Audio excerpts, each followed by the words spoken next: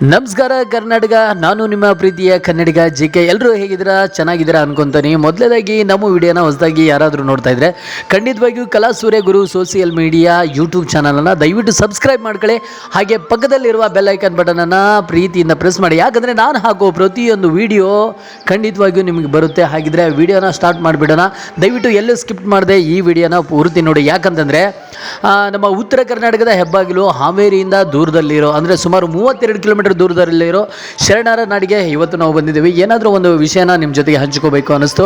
ಅದಕ್ಕಾಗಿ ಹಾನಗಲ್ ನಗರದಲ್ಲಿ ಪ್ರಪ್ರಥಮ ಬಾರಿಗೆ ನಮ್ಮ ಹನೀಫ್ ಅವರು ಹೊಸದಾಗಿ ದೋಸ್ತಾನ ಕರೋಕೆ ಸ್ಟುಡಿಯೋನ ಓಪನ್ ಮಾಡಿದ್ದಾರೆ. ಏನಕ್ಕಪ್ಪ ಅಂತಂದರೆ ಇಲ್ಲಿ ಕಲಾವಿದರಿಗೆ ಒಂದು ಸುವರ್ಣ ಅವಕಾಶ ಕಲ್ಪಿಸಿಕೊಟ್ಟಿದ್ದಾರೆ. ಯಾರಿಗೆಲ್ಲ ಸಂಗೀತದ ಮೇಲೆ ಆಸಕ್ತಿ ಇದೆ, ನಾನು ಹಾಡನ್ನು ಕಲಿಬೇಕು ಅನ್ನೋ ವಿದ್ಯಾರ್ಥಿಗಳು ಸುಮಾರಿದ್ದಾರೆ. ಸೊ ಹಾಗಾಗಿ ಅಂಥ ವಿದ್ಯಾರ್ಥಿಗಳಿಗೆ ಒಂದು ಅನುಕೂಲ ಆಗೋ ರೀತಿಯಲ್ಲಿ ಹಾನಗಲ್ಲಿನ ಕಲ್ಬಾವಿ ಹತ್ತಿರ, ಅಂದರೆ ಮಾರ್ಕೆಟ್ಗೆ ಹೋಗೋ ರೋಡಲ್ಲಿ ನಿಮಗೆ ಒಂದು ದೋಸ್ತಾನ ಕರೋಕೆ ಸ್ಟುಡಿಯೋ ಸಿಗುತ್ತೆ. ಖಂಡಿತವಾಗಿ ಬಿಡುವಿದ್ದ ಟೈಮಲ್ಲಿ ದಯವಿಟ್ಟು ಎಲ್ಲ ಸಂಗೀತ ಕಲಾವಿದರು, ಸಂಗೀತ ಪ್ರೇಮಿಗಳು ನಿಮಗೊಂದು ಸುವರ್ಣ ಅವಕಾಶವನ್ನು ಕಲ್ಪಿಸಿಕೊಟ್ಟಿದ್ದಾರೆ ಹನೀಫ್ ಅವರು, ದೋಸ್ತಾನ ಕರೋಕೆ ಸ್ಟುಡಿಯೋ ಅಂತಂದು. ಅದ್ರ ಜೊತೆಗೆ ಇವರು ಫೋಟೋಗ್ರಫಿ ಮತ್ತು ವಿಡಿಯೋಗ್ರಫಿನೂ ಕೂಡ ಮಾಡ್ತಾರೆ. ಮದುವೆ ಸಮಾರಂಭಗಳಿಗೆ ಆಗಿರ್ಬೋದು, ಜಾತ್ರಾ ಕಾರ್ಯಕ್ರಮಗಳಿಗೆ ಆಗಿರ್ಬೋದು, ಈ ಥರದ ಕಾರ್ಯಕ್ರಮಗಳಿಗೆ ಹನೀಫ್ ಅವರು ನಿಮ್ಮ ಒಂದು ಯೋಗ್ಯ ದರದಲ್ಲಿ ಇವರು ವಿಡಿಯೋ ಚಿತ್ರೀಕರಣವನ್ನು ಕೂಡ ಮಾಡಿಕೊಡ್ತಾರೆ.